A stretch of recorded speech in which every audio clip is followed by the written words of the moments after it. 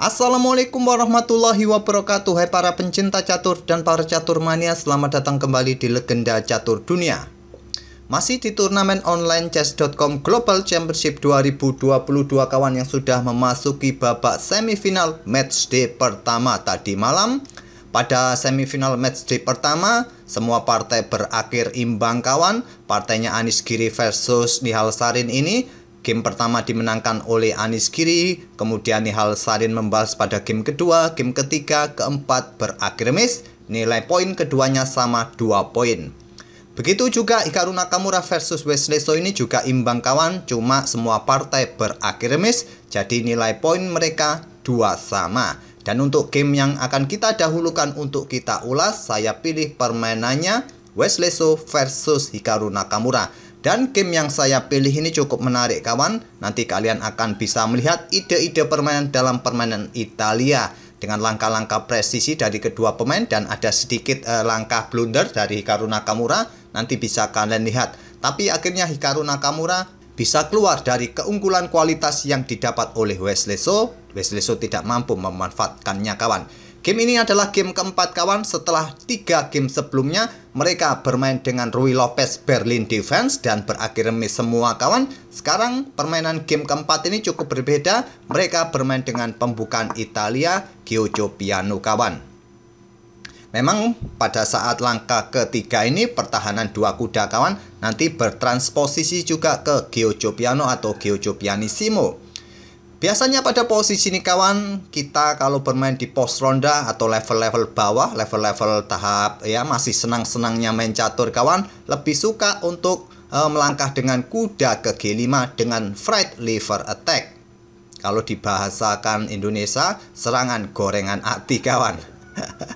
Ya, serangan seperti ini biasa akan dipatahkan dengan pion D5, memang membuat langkah pengorbanan pion. Pion E pukul pion D5, dan di sini kalian bisa melangkah kuda A5 untuk serang gajah, ataupun juga ada yang bermain dengan pion B5 kawan. Tak perlu kita perpanjang lagi variasi ini. Di level atas sangat jarang kawan. Terakhir kali ini dimainkan oleh siapa? Levon Aronian pegang putih menghadapi Hans Riemann. Tapi Hans Riemann menghadapi Fred livernya Levon Aronian di kejuaraan Amerika Serikat beberapa waktu yang lalu bisa menahannya dan berakhir miss kawan. Tapi di sini memilih dengan langkah yang solid dengan pion D3, gajah C5, Giojo Pianissimo sekarang kawan, rokade, pion D6, membuka akses juga untuk gajah terangnya berkembang di langkah berikutnya, tidak dengan pion H3 kawan, tapi dengan pion C3 terlebih dahulu. Ya, biasanya untuk membuka diagonal terang bagi gajah bila ditarik mundur, ataupun jelas untuk dukungan pion B4, diikuti pion A4, didorong lagi untuk mendapatkan ruang di sisi menteri. Pion A6 membuka ruang bagi gajah untuk bersembunyi untuk menjadi sniper kawan. Nanti ke depannya benteng E1 terlebih dahulu, perkuat petak pusatnya, mungkin pion D4 akan dimainkan menantang pertukaran, idenya juga bisa begitu. Di sini Nakamura akhirnya rokade di langkah ke-7. Pion A4 kawan sekarang, dan di sini gajah langsung ditarik mundur ke petak A7, tidak memberikan tempo, tapi tetap pion B4 dimainkan oleh Wesley So. Sekarang pion H6 untuk menghentikan langkah kuda G5 ataupun gajah G5. Di sini kuda B berkembang ke petak D2. Dengan ide seperti biasa dalam permainan Italia atau Ruy Lopez, kuda berkembang ke D2 ini nanti manuver muter ke F1, ke petak G3 atau ke petak E3, tujuannya ke petak-petak ini kawan. Ini perlu diperhatikan dan juga bisa jadi referensi dalam permainan Italia ataupun permainan Ruy Lopez bagi kawan-kawan yang baru belajar. Benteng E8, apakah juga persiapan untuk tantangan pertukaran gajah terang nanti agar pionnya tidak bertumpuk jika menantang pertukaran gajah terang. Di sini kuda F1 dan gajah E6 menantang pertukaran. Karena sudah ada pion A6, sulit untuk menghindari pertukaran ini kawan. Kalau tidak diladeni ya hitam akan mendahului untuk pertukaran gajah terang. Kalau tak ada pion A6, biasanya gajah ini bergerak ke petak B5.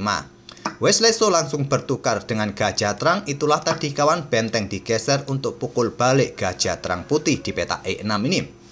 Dan Wesley So kembali gantian untuk menantang pertukaran gajah gelap. Sekali lagi mereka berdua bertukar gajah gelap kawan. Dan kita temui permainan sepasang benteng plus sepasang kuda sekarang, plus menteri tentunya. Kuda mundur ke E7 untuk menghadang pergerakan kuda putih yang ingin menempati peta outpost peta F5 seperti biasanya kawan. Atau dengan idenya pion C6, pion C5 menantang pertukaran nanti. Menteri berkembang naik ke peta C2 mengkoneksikan kedua bentengnya. Apakah persiapan juga untuk mendorong pion D4 agar menterinya juga melindungi pion E4 dari ancaman kuda ini. Kuda ke G6 ternyata melepaskan peta F5 tapi tidak sekarang. Memilih dengan pion C4 sekarang dan pion C6. Di sini pion A5 untuk menghentikan laju pion B6 dan pion D5 tantang Hikaru Nakamura. Mulai ingin mendobrak peta pusat, tantangan ditolak kawan dengan pion C5. Ini menjadikan konstruksi pion sayap menteri kawan, keduanya sudah sangat tertutup sekarang, sulit untuk membongkarnya. Kuda mundur ke E8 untuk perkuat peta D6-nya kawan dari ancaman kuda putih yang ingin manuver ke depannya. Di sini pion G3 terlebih dahulu, kontrol peta H4, peta F4 untuk mencegah pergerakan kuda hitam juga. Dan Nakamura melangkah kuda C7, melepaskan peta D6-nya. Bisa diisi oleh kuda, tapi coba lihat juga kawan posisi kuda hitam ini. Persiapan ke peta B5, nanti dengan dukungan pionnya mungkin didorong maju ke D4, akhirnya bisa lompat ke peta C3. Kita lihat saja di langkah berikutnya. Wesleso melangkah dengan benteng A ke D1, kuda B5, dan di sini menteri ke B2 untuk kontrol peta-peta ini kawan, atau menghindari ancaman dari kuda tadi dan juga mengincar peta E5 ini kawan, agar benteng ataupun kuda tidak akan meninggalkan pionnya ini. Kalau bermain dengan pion F6 ini kawan cukup riskan juga, nanti konstruksi pionnya juga kurang bagus. Di sini Nakamura memilih dengan langkah pion D4 kawan untuk blokade ancaman dari menteri ataupun kuda di F3 ini. Tapi setelah permainan kawan di live streamingnya, Nakamura tidak menyukai langkahnya ini. Di sini dia akan memberikan kesempatan kuda akan tetap menempati outpost ke sini. Dan nanti juga kuda bisa menempati peta F5 dan seterusnya.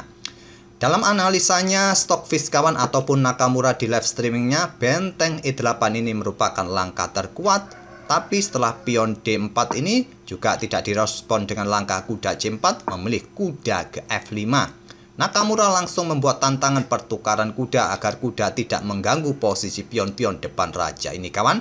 Tantangan ditolak, kuda H4 membackup saudaranya. Nakamura tetap melanjutkan pertukaran kuda F5. Diambil balik oleh saudaranya, sekarang pion H5. Di sini Nakamura sedikit kurang sreg juga kawan dengan pionnya ini. Menteri bergerak ke peta G5 kalau Stockfish menyukai langkah itu, ataupun kuda langsung menempati peta C3 kawan, mengganggu posisi benteng dan nanti jika ada kesempatan pun bergerak ke peta ini.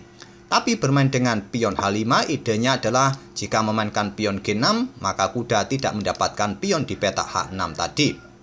Benteng F1 langkah yang bagus dari Wesleso, mencoba memberikan dukungan bagi pion F4-nya, pion G6, dan di sini kuda kembali ke H4, barulah sekarang kuda C3. Benteng D bergeser ke E1, di sini menteri keluar ke peta E7. Sekarang pion F4 mulai membuka permainan Wesleso, tantangan diterima kawan, dan di sini tidak langsung diambil balik oleh benteng, tapi memilih dengan langkah kuda F3, incar pion yang di sini dan memberikan ancaman bagi kuda nantinya. Langkah terbaiknya adalah benteng langsung ambil pion F4 ini kawan. Yang mungkin ditakutkan adalah garbuan, tapi putih masih bisa mengelak kawan berbalik ancam menteri. Mungkin di sini menteri bergeser untuk melindungi pionnya. Benteng bisa menghindar dari ancaman pion-pion hitam ini kawan. Dan konstruksi pion hitam di depan raja ini akan memberikan keuntungan nanti bagi menteri putih bergeser untuk menyerang dua pion ini ke depan. Tapi Wesleso tidak langsung ambil balik pion F4 dengan benteng, memilih kuda F3 dan dimanfaatkan Nakamura untuk mengambil pion putih G3. Tidak langsung diambil balik oleh pion H, Wesleso ambil pion D4 dengan tujuan untuk menghilangkan dukungan bagi kuda ancam kuda kawan. Dan pada posisi ini kawan, Nakamura sangat logis, permainannya cukup natural dengan menarik mundur kudanya ke peta B5. Ya, langkah yang logis kawan. Dalam permainan rapid, saya rasa langkah ini sangat lumrah, tapi dalam pandangan engine langkah ini adalah langkah blunder. Langkah terbaiknya tadi adalah pion pukul pion H2 skak. Dan jika diambil kawan akan memberikan keuntungan bagi hitam pada posisi ini kawan, yaitu keuntungannya adalah keuntungan jika ingin bermain remis ya bisa bermain remis dengan melakukan skak-skak yang berulang kawan. Kalau sampai bergeser di sini bahaya, bisa skak mat. Ya, raja akan bergeser ke sini dan mundur juga nanti bergeser ke sini hanya 4 petak ini kawan, permainan bisa remis. Tak perlu saya lanjutkan variasi ini. Kalau pada posisi ini tadi pion ini tidak diambil, bergeser saja ke petak H1, jawabannya adalah kuda akan ambil pion yang ada di petak E4, membuat langkah pengorbanan. Jika diambil kawan akan diambil balik oleh benteng. Jika diambil oleh pion, maka juga permainan bisa remis kawan di sini. Kalau di sini kalian blokade dengan menteri, ya sama saja kawan, kuda juga bisa tewas, malah akan memberikan keuntungan bagi hitam untuk bermain. Posisi raja nanti sangat terbuka, benteng hitam bisa digeser untuk mendukung menterinya, malah akan jadi ribet. Oke, kembali ke langkah aslinya. Tapi Nakamura memilih langkah yang natural, kuda mundur lagi ke petak B5. Dan di sini Wesley So ambil benteng E6. Nakamura kalah kualitas perwira. Diambil balik oleh menteri. Dan di sini barulah pion H pukul pion G3. Benteng bergeser ke D8 ancam pion. Di sini benteng D1. Langkah ini cukup pasif kawan untuk mempertahankan pion. Lebih baik ya segera menyerang ke petak F6. Serang menteri mendapatkan tempo. Anggap saja di sini menteri ini bergerak ke petak G4. Ancam pion di sini kawan. Benteng kalian bisa angkat dan menjaga dua pion ini sekaligus. Kalau ada skak di sini, simple kalian bisa bergerak naik dan tidak ada skak lagi kawan.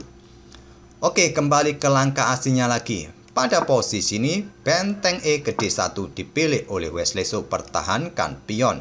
Sekarang kuda ke D4 dan raja putih naik G2. Raja hitam naik ke G7. Langkah ini cukup aneh.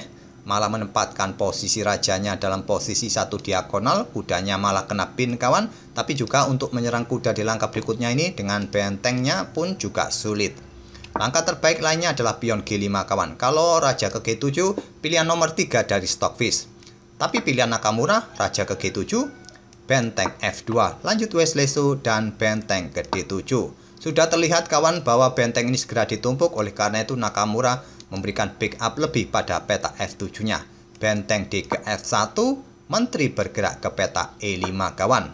Untuk blokade diagonal ini dan dilanjut dengan langkah benteng F4.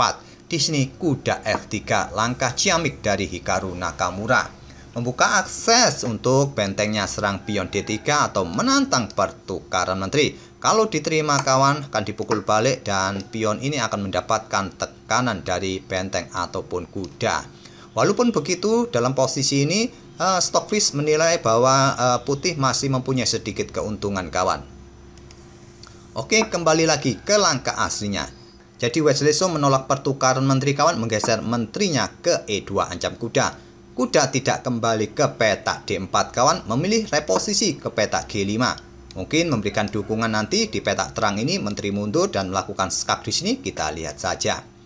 Benteng D1 pilihan Wesley So untuk dukungan bagi pionnya mungkin nanti, tapi juga perlu dukungan lagi di petak gelap ini untuk mendorong pion D4 kawan. Tapi bukan langkah yang kuat juga benteng D1 ini. Benteng F6 ini kawan yang kuat untuk mencegah pergerakan menteri yang ingin melakukan ancaman di petak H3. Tapi memilih dengan benteng D1 dan dimanfaatkan Nakamura mengangkat benteng D4. Serang pion, menghentikan pion kawan. Menteri mundur ke E1 menjaga pionnya. Di sini kuda E6. Lagi-lagi kawan, sudah tidak ada benteng di sini, menteri harusnya bergerak ke sini, lakukan skak di sini ataupun ke petak B3 nanti untuk mendukung bentengnya ambil pion B4 atau melakukan skak juga di petak H2 ini kawan. Tapi kuda E6.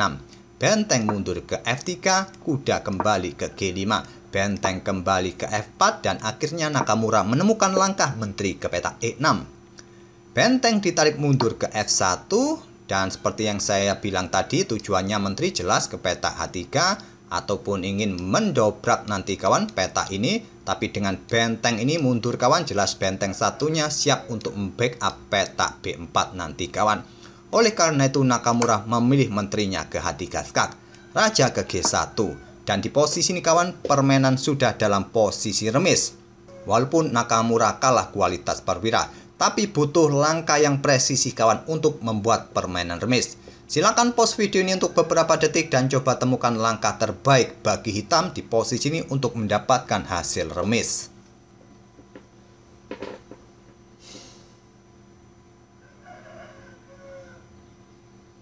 Ada beberapa nominasi langkah kawan, menteri G4, menteri mundur ke peta D7, ataupun benteng ambil pion B4 ini. Nakamura memilih ambil pion B4 ini kawan, membuat langkah pengorbanan benteng. Kalau tidak diambil kawan, benteng ini bisa merepotkan nanti, juga ancam pion-pion yang di sini.